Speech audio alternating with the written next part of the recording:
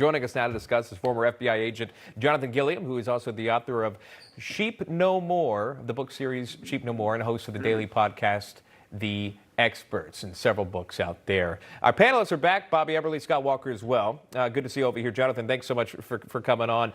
I just want to jump right in. Were the DOJ and the FBI prepared when the issue of mail-in voting surfaced before the election, mass mail-in voting? Well, the FBI is always prepared. The problem is that the senior executives in the FBI they're not interested. So that's really what everybody needs to concentrate on. In 1978, in the Civil Service Reform Act, the Senior Executive Service was created in the federal government. And I would love for everybody to go look that up and then ask the question, why was it needed? And it was basically what it was is it created an entire section of management in the United States government that basically capitulates to politics. And these are careerists that, on the whole, there's some good people that are in this position, but on the whole, these are people that won't make waves, and the last thing we'll ever do is go after each other. So the FBI, and I talked to plenty of people before this started, as soon as they heard mail-in ballots, and then they heard that those ballots are going to be sent to the residents, whether they request them or not, they knew that the fix was in, and the FBI could have been investigating that from the very beginning. Governor Walker, your thoughts on what you just heard? Yeah, there's a massive problem. We saw it. The president warned about it. Many in the media denounced him for that, ridiculed him for that. But we've seen it happen. Nevada being a prime example where they completely changed the system to be more like California and less like the way they were before, which opened the door to massive problems there. As was reported earlier in this hour, Wisconsin, the president's attorneys are filing a lawsuit in Wisconsin based on the fact that election officials very clearly did not follow the state statutes when it came to absentee ballots in a number of cases. The problem, of course, after the fact is it's always difficult to find a resolution. How do you mitigate? How do you have some sort of an outcome that comes out of that? It's got to be prevented in advance, and that means not only in my state, Wisconsin, but across the country.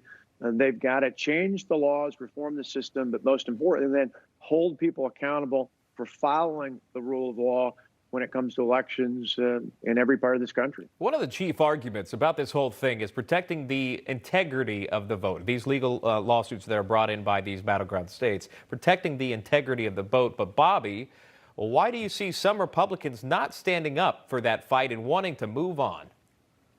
Well, I think that it goes to this whole level of, permanent bureaucracy in Washington. Republicans aren't immune to it. They go in, they might have good intentions, but they become part of the process and part of the problem. This whole level, this, executive service level, there's only about 10 or 15% that can be appointees by the president. These are upper level top folks just below the executive appointees of the president, and they're not beholden to the will of the people. They don't change every 4 years. And you get part of that bureaucracy, part of that system that Governor Walker says we need to change.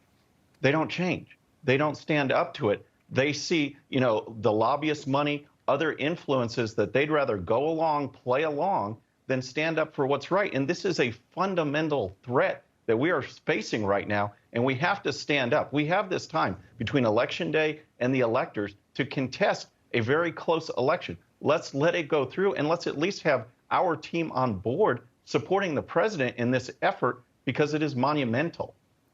Bring Jonathan back in.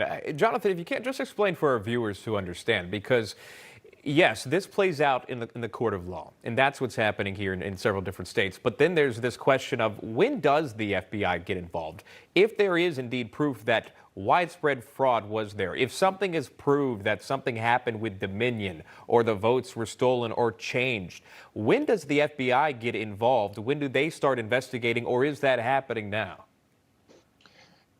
Well, if it's happening, it's not happening on a full investigation for the whole voting system and how this has been widespread.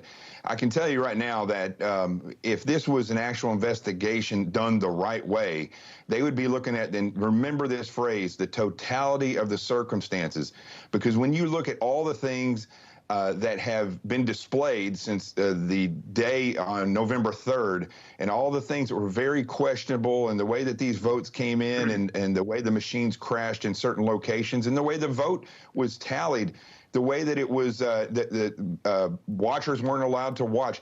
All these things, when you look at the totality of the circumstances, you definitely know from an investigative standpoint that there was something going on here. And I believe it rises to the level of a federal investigation. I don't see that. I don't see the FBI involved in this capacity. I don't see the DOJ involved in this capacity. And the problem really here is that this is like going in and trying to investigate the mob after they've been working in New York City for 50 or 100 years.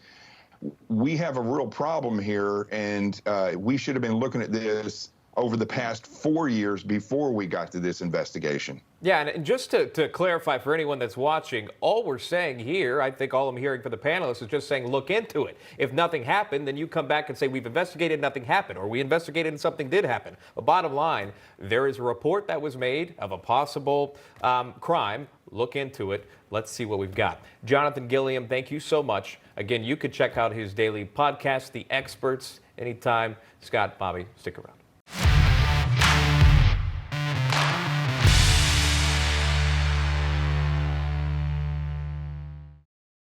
Okay, friends, thanks so much for watching. And before you go, please hit that subscribe button, hit that bell so you'll be notified.